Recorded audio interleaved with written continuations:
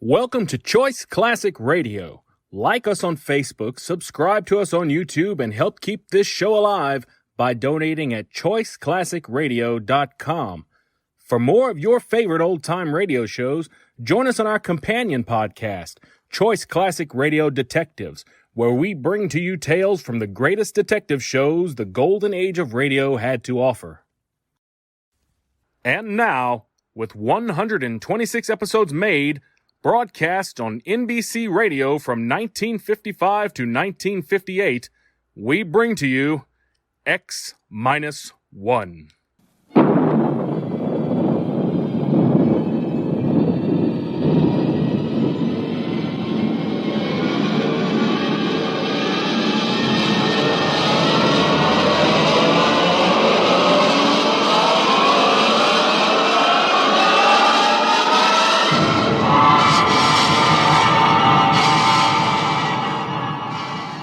From the far horizons of the unknown come tales of new dimensions in time and space. These are stories of the future, adventures in which you'll live in a million, could be years, on 1,000 maybe worlds. The National Broadcasting Company, in cooperation with Galaxy Science Fiction Magazine, presents X minus one.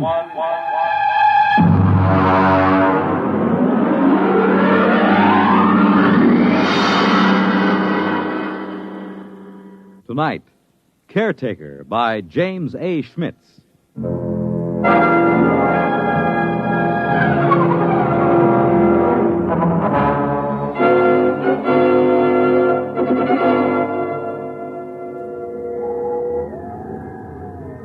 Lowndes? Yes, Mr. Harris. Astrogation reports planetary orbit secure. What vector, Mr. Harris? Approximately 1,000 miles above subject planet 3785. Well, we'll have to give it a name soon, Harris. Yes, sir. Engineering secured. Damage control parties working on the hull. Very well. Has Martyr touched down in the scout ship? Yes, sir. We have him on the tight beam. Give him to me on my screen. Yes, sir. Sparkman, put Martyr on the command screen. Exploration ship Titan calling ship 375. Come in. Scout 375 reporting. What's it like down there, Martyr? It's not much different from the scan report, sir. I'm at the head of a valley. It's green and it's scarlet. It's all swampy. And there's a big river threading through it. Harris, get me a pinpoint on Martyr's location. Aye, aye, sir. There are mountains beyond. I can see Holman's house from here. Looks like a Swiss chalet standing over the lake. Have you made contact? Yes, sir. Boyce is over there now. How is he? Well, it's hard to say. Tell him we're recording the planet officially as Holman's planet. That might please him. No, I don't think so, sir. What? A boy suggested it during our first visit with Holman today. He wants us to record it instead as, I'll spell it. Cresgyth, Cresgyth. What's that, local? Well, that's his phonetic interpretation of the name the people here use. Fair enough, if that's how he wants it. Anything to add on your present report? No, sir. I'll call you back after we've met his woman. His wife? Yes, sir. I'm glad it was you and Boyce who found Holman. You're reliable men, you in particular. Martyr, I don't need to emphasize that Holman's discovery of what appears to be the first genuine human race ever encountered outside of Earth is of primary importance. Yes, sir. Boys might be inclined to hurry through the diplomatic overtures. You'll be careful about that part of it, Martyr. Yes, very careful, sir. On the two continents we've scanned before, we've found no traces of human inhabitants, present or past. Yes, I know, sir, but Holman's... It's possible Holman's acquaintances are the sole survivors of humanity here. If we frighten the tribe into hiding, there may never be another contact. Yes, I understand, sir. Fine. Now then, what about these other creatures? What did Holman have to say about them? Well, in the 20 years he's been marooned in this valley, he's had only 3 or 4 actual encounters with them, sir. Rather violent encounters on his side. Apparently they learned to avoid him after that. They're called Zares. He seems to have an almost psychopathic hatred for them. That's not very surprising. We pulled up a scout drag a little while ago, bagged a couple of specimens. The description checks with Holman's description of the Zares, the worm-like, slimy, blue body with a set of arms, legs, and head. Out of the water, they seem to wear some kind of clothes, presumably to conserve body moisture. Yes, that's what he said. All right now, Martyr. I want you to continue according to the plan. And remember, be careful of Holman. He's been alone on this planet for 22 years. He deserves a lot from us. Yes, sir. But he hasn't been alone. He has his wife.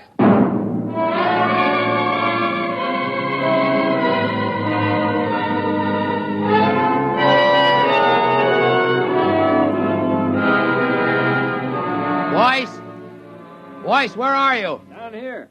I'm with Holman. Check in with the exploration ship? Yes, it's all right. Holman, they say they'll name the planet the way you want it. That's good. Celia will like that. Celia? My wife. I called her Celia from the start. She likes the name. I see. Where's she now? Oh, she's out somewhere. She's very timid. She'll show up sometime in the night, and I'm leaving the doors open for her. I'll talk to her a little first to reassure her, and you can meet her then. Meanwhile, would you like to see her picture? Why, have you got photographs? No, I painted it. I used to do a little bit before I went into the service. It's over here. I've done about 50 or so paintings over the years. I paint a lot of them over, you know. Here, in here. I grind my own pigments and cut brushes from the swamp grass. I'd give my arm for a good camel's hair brush. Here she is. Beautiful. Real good looking. Of course, it isn't an exact likeness. I tried to capture the spirit. I think I've got it pretty good. You know, there's something about that picture sort of... Never mind, boys. Boyce doesn't know much about art. Yeah, but I know what I like. I like a good-looking woman. You're a lucky man, Holman. You wanted to see the deep water well. It's right through here. Actually, it's just an opening through the concrete to the river that runs below. It's as pure as anything you could wish. If they want to refresh the water tanks at the ship... Yes, I'll take it up with the captain. We'll be staying a week or more. We're to follow your judgment in every way in establishing contact with the Cresquithians. Good. We can't do anything till Celia comes in, and we'll have to be very tactful then. But I'm sure it won't take a week. Well, what makes them so shy of us? Oh, it's not you, it's me. Or it's an impression I gave them of the Earth kind of human beings. Come on upstairs and I'll tell you.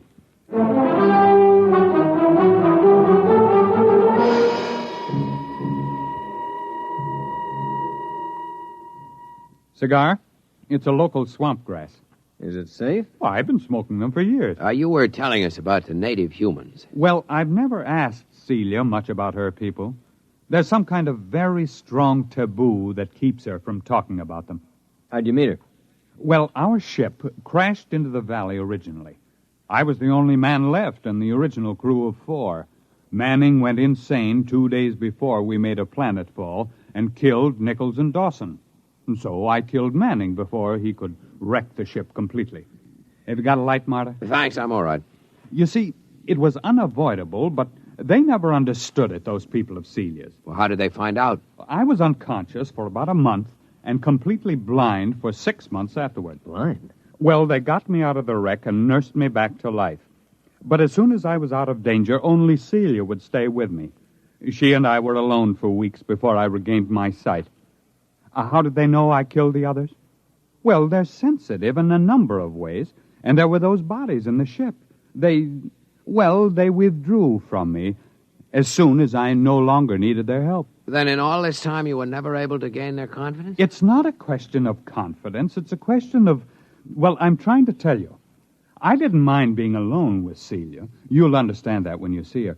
The others stayed in a small lake village they had a couple of miles up the valley across the swamps. Celia went up there every few days, but she never brought anyone back with her. I suspected it was simply because I was an alien. I thought they'd get over that in time. Celia seemed happy enough, so it wasn't a very acute problem. Well, could you observe them? Well, one day, when she'd slipped away again, I remembered a pair of field glasses I'd taken off the ship, and I got them and trained them on the village. That was a very curious experience. I never found a complete explanation for it. Well, what happened? Well, just for one instant, I had everything in the clearest possible focus. There were children playing on the platforms above the water, a few adults standing in the doorways of a house, and suddenly everything went blurred. Well, something go wrong with the glasses? No. They didn't want me to look at them. They just blurred my vision. What do you mean? What, you mean telepathically? Well, I don't know. The glasses had a 4-mile range, and they were functioning perfectly. But the instant I turned them on the village, the field blurred. Well, I never felt so snubbed before. Yeah, I guess that's quite a hint. Well, I admit it annoyed me. The next day, I announced to Celia that I was going over to the village. Well, she made no objection, but she followed me in the distance, probably to make sure I didn't drown on the way. It's wet going around here. At last I came over a rise and found myself 100 yards from the village on the land side, and then I realized they'd left it. I walked around it a while and found cooking fires still glowing, but nobody had waited to receive me. So I went home insulted and very sulky. I wouldn't even talk to Celia until the next morning. Well, did you see anybody there? Nobody. Well, I settled down and built a house for the two of us, and that took up all my time for several months. I couldn't ignore them. There was something so curiously happy and peaceful about them, even though they gave me the cold shoulder. From the one look I had of them, it showed me that they were the most beautiful people I'd ever seen. Well, you've seen the picture. It doesn't do her justice. Boy, she must be something. One day, when Celia was gone, I made another trip to the village, and the same thing happened. Well, did you make any attempt to explore further? Oh, yes, I got the little lifeboat flyer repaired enough to get it off the ground and set it down again. I had enough fuel for one 24-hour trip. I flew down the valley for almost 50 miles before I came across the first colony of the other ones, the Zares. Is that what the people here call them? No, Zare, that's the word for snake. I named them that. Did they live in caves? No, that's what fooled me. It was a village of houses just like the one here. I sat down on the lake and I saw them. They just stood there, very quietly watching me through the doors and windows. What made it worse somehow was that they wore clothes, but the clothes didn't cover enough. Those weaving, soft, blue, slimy bodies and those staring eyes. I backed down the ladder with my gun ready in case they rushed me, but they never moved. Did you find any more of them? There were about 8 more colonies of Zares further down the valley, but there was no trace of another tribe of humans. At the time, I didn't know just what to make of it. There was a possibility that my village represented an advanced troop of human beings into the land of snakes. But it turned out to be the other way around.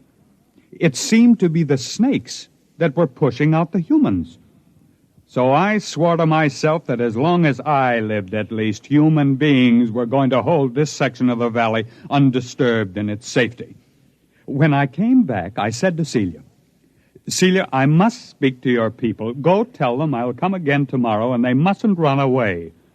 Well, she looked at me, and then she went in the direction of the village. Did they wait for you? Well, she came back late at night, crept into my arms, and told me they promised to wait for me. Oh, I set out the next morning full of great plans. After all, the Zare snakes lived in widely scattered settlements. The villagers and I could wipe out those settlements one by one until we'd cleared the land. But then I didn't realize how different Celia's people were from us. How? What happened? Well, I came over that rise, and there the village was. This time I knew they'd stayed home. And then, not 20 feet off my path, I saw 2 of the Zares standing in the bushes, one watching me and the other looking at the village. They were the first ones I'd seen that close, and they were horrible. They had a rapacious, greedy look. They seemed oily and unclean. Each had a kind of tricky crossbow over his shoulder, and they couldn't be seen from the village. Would you like something to drink? There's some kind of fermented homebrew I made. No. What happened? Well, I shot them both down before they got over the surprise. It was a natural thing to do, wasn't it? Sure, I guess so. But apparently, from the point of view of the villagers, it wasn't. The village was empty again. When I got back home, I was actually sick with disappointment. And then I discovered Celia was gone. She stayed away 3 days. And when she came back, I never went back to the village. But I don't see why. Neither did I until it was too late. They won't kill their enemies. They're too polite for that. So their enemies are gradually squeezing them out of existence. Captain, what do you expect us to do in this situation? Kill the Zares, as many as we can find. If the human beings of this world won't defend themselves, we'll have to defend them. I can't be on guard here forever. It's up to you and the other men on the ship to do the job right. You will, won't you? You'll make a report to Commander Lowndes? We'll make our report. Oh, that's fine. Well, gentlemen, I suppose it's late now. I suppose you'll want to turn in. When will your wife get back? Well, she'll be back later. Don't worry about her.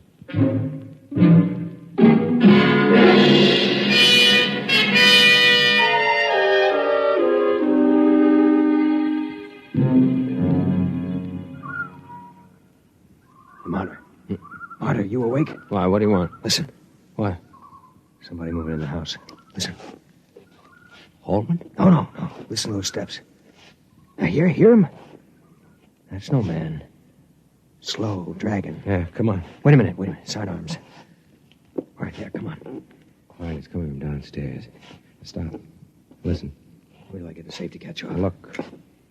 No firing unless I tell you. Look, Martyr, I'll take care of myself. Maybe it's one of those airs. I'd like to get a shot at them. Come on. Downstairs, all right. There's a light. What's that? A missile gun. Holman had a number of obsolete weapons down there. Hurry up. Look out, there goes the light. I've got my torch. It came from the well room. Oh, it's the door. Stand back. Turn your light in there. It's Holman. They've got Holman. There it goes. Stand clear. I'll blast it. Wait a minute. Get out of the way. It's one of those airs. Give me a clear shot. Hold it. Can't get out of here while we've got the well covered. Now keep your blaster ready while I look at Holman. I hear it moving back there in the shadows.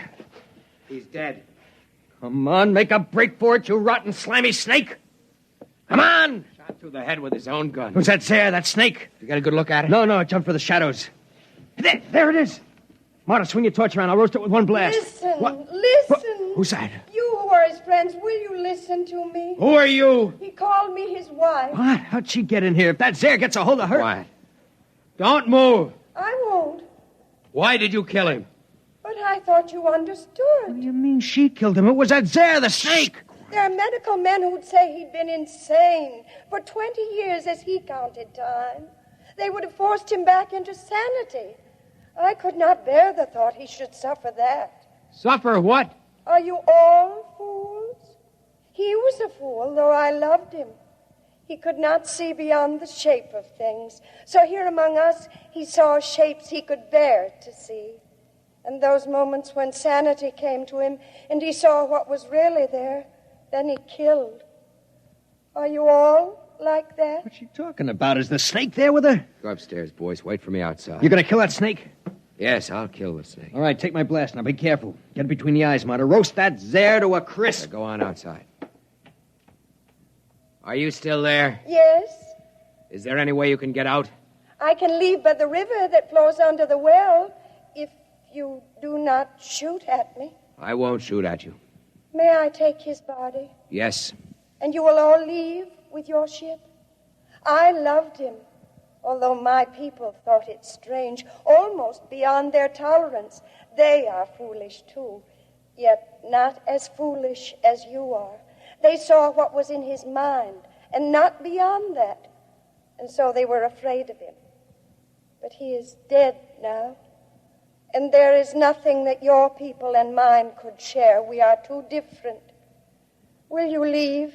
We'll leave.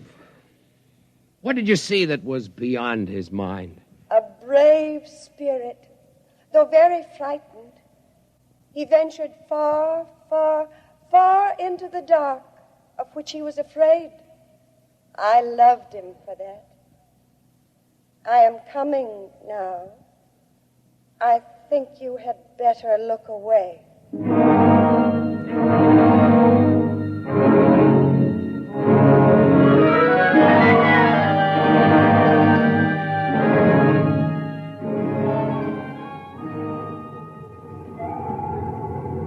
Martyr, Yes, sir. I've just been down to sick bay. Boyce is all right. He's in shock. Well, I gave him a shot of sedative on my way up here. Oh, the medics say he'll be all right. They're giving him a reconstructive psychotherapy fix. He won't remember much of it. If you had looked squarely at that thing, we might have had to give you the same treatment. Our pickled specimens of the Zare are pretty hideous. I suppose it's all the way you look at it. Yes, I suppose so. Holman had his own way of looking at it. Selective hysterical blindness maintained for 22 years, with his own type of artistic hallucinations thrown in. I can't help wishing it hadn't happened to Holman. He didn't maintain it throughout. When he was hallucinating, he saw them as beautiful. He saw her as beautiful. But when he saw them clearly, the way they really were, He killed him. Who wouldn't? I almost feel like getting out of space and staying out for good. Well, it's time to file a report and wrap up. What are you reporting? That Holman died here quite peacefully about a year before we found him, leaving a diary of inspiring courage and devotion to space exploration behind him. We'll have time enough to work up the diary. That should keep everybody happy. All secure, sir. Shall I close down the ports? Just a minute. Marta, look down there. The whole galaxy. Do you think there actually are people out there somewhere? I hope so. Do you think we'll ever find them? I don't know. They've never found us.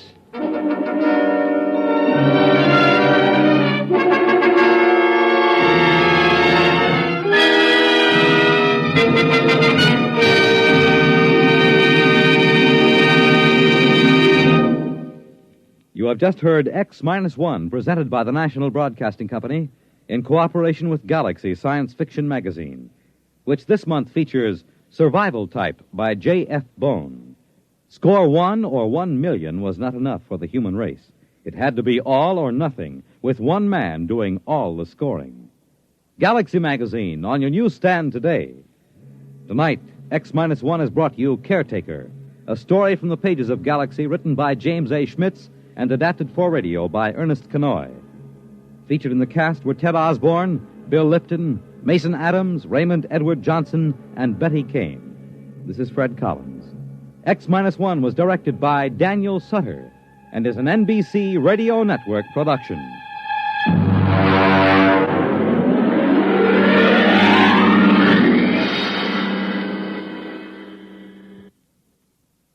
Polio is not over yet. A total of $46,900,000 is needed to continue the fight against this crippling disease. Thousands of polio victims are depending on you. Help finish the polio fight. Join the 1957 March of Dimes. The World on a New Hotline. Listen for news on the hour and the exciting hotline service all day, every day on most of these stations. That concludes today's episode. We'd like to thank you and remind you to donate at choiceclassicradio.com. Remember, your donations make episodes like this possible.